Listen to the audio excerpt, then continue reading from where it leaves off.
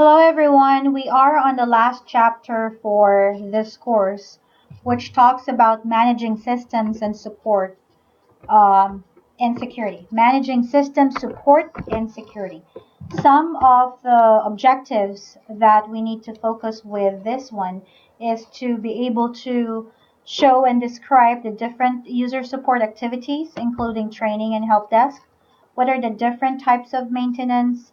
Some techniques when it comes to planning system performance, risk management, different security system security. This is very, very important. And what are the challenges and opportunities for IT professionals? So, first things first, when we talk about system support and security, this one, this phase in here starts when a system becomes operational. Okay? Operational meaning to say that it's like, hey, in full blast, right? So you will not be able to see if it's working good, if it's working on what you have expected, not until the system is actually working or it's implemented already. Okay? Some of the concerns that you need to think about would be user expectation, system performance, and system or security requirements. Now, first things first, after delivering the system, you need to focus with those three. We're going to talk about it one by one. First, the user's training. Okay? Training is very important because the success of any system is based from how easy the system is being used by the user itself or the people who needs to manipulate. If you do not conduct any training, they are guessing how to use it, right? So your objective for users training is to show how the system can perform the job, right? So you have to include support and guidance when it comes to that. um, the systems analyst primary involvement when it comes to the operational system is to really manage and support and solve user support requests. Okay. Now another thing is it allows you to be able to take over a user's workstation and provide support and troubleshooting, right? And we all encounter this one every single day, right? If we have a couple of issues from, let's say, your phone, you're gonna contact your service provider. They will give you some, support remotely, or they will be able to address, your issues when it comes to that. So if the system is operational, then you will be able to provide for that support for the system.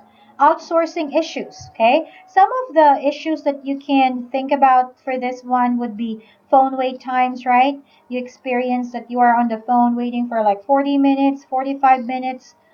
Let's face it, like outsourcing and offshoring can be a challenge at one point because most of the people or the associates are actually even out of the country, right? For various reasons. Performance of support staff.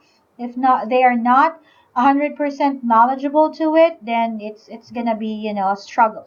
Online support tools are also going to be an issue for that. Okay, let's talk about some maintenance. Okay, I'm going to move forward with a couple of slides in here.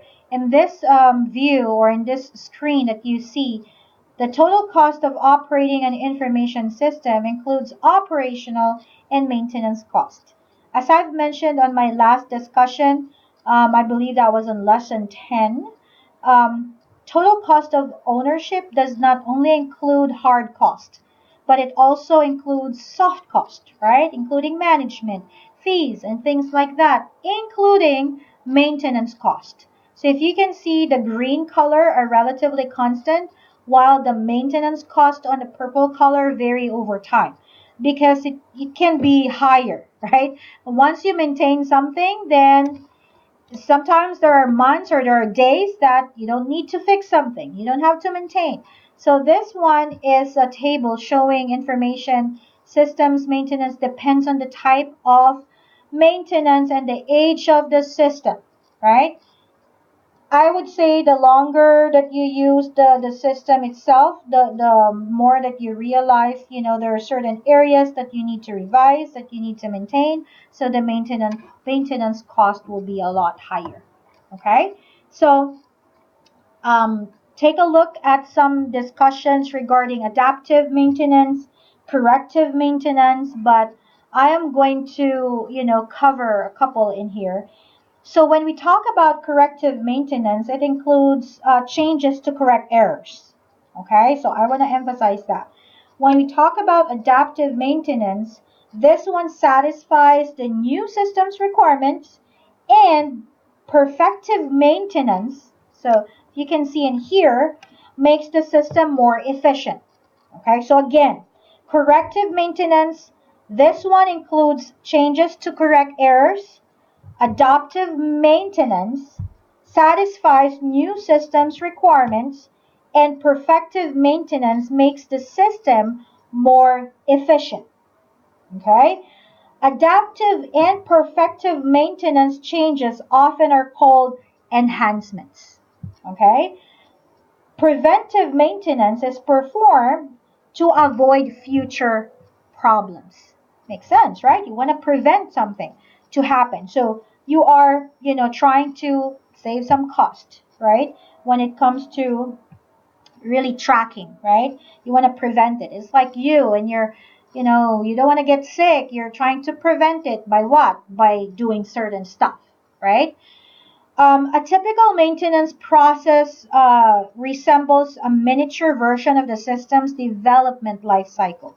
So this one is very important because typically the request for maintenance work is submitted and it's being evaluated. Now, if it's accepted, then that request is prioritized and scheduled for an IT group. Okay.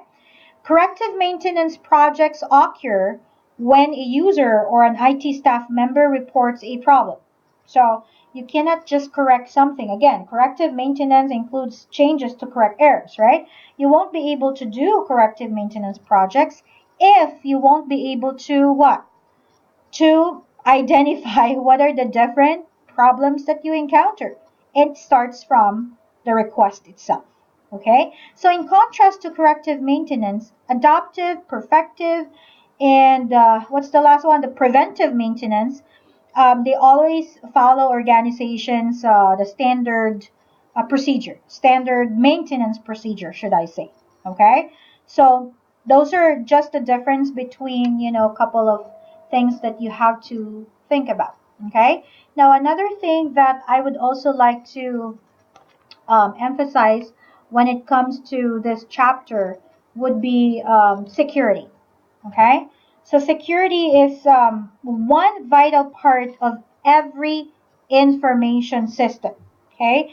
Security or system security is dependent on a comprehensive security policy. Okay? That defines how organizational assets are to be protected and how the attacks, should I say, how the attacks are to be responded to. So keep in mind that in any system it is very prone to hacking and attacks and all that. So it's very it's one important part of any information system. Okay, notice that on the screenshot or the what's this? Figure 12-18, system security must provide information confidentiality, integrity, and availability. So this one shows you the different elements when it comes to system security overview.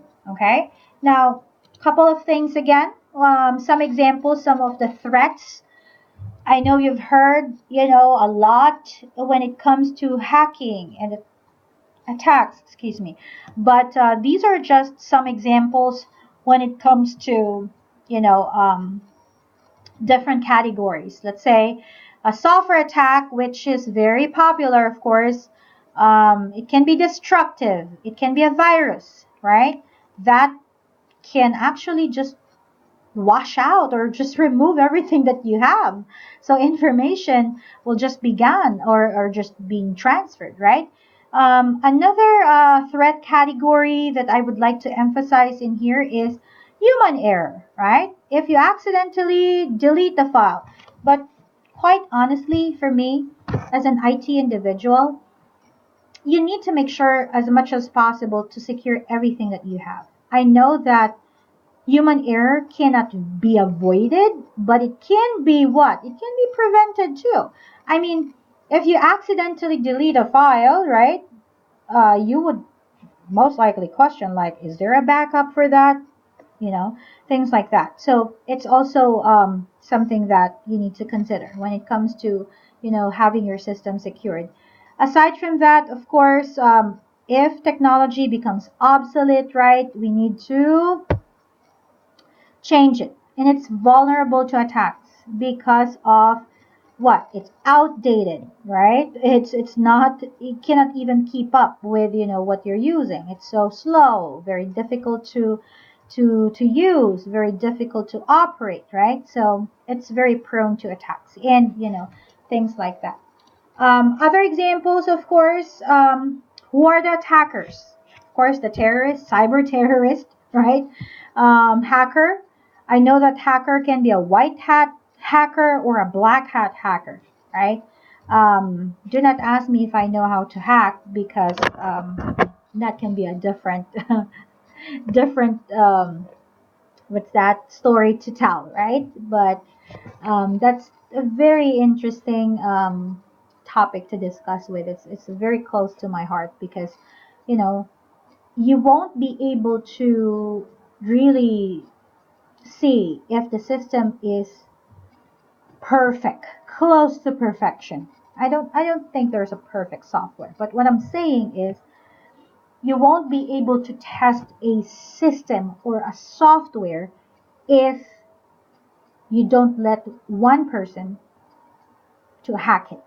Okay, so just research on the idea of a white hat hacking, because of course, for you to be able to say this is secured, then you need to prove that it is actually secure, right? A spy, of course, a non-employee who breaks into the computer systems to get information and use that one against that company. Okay.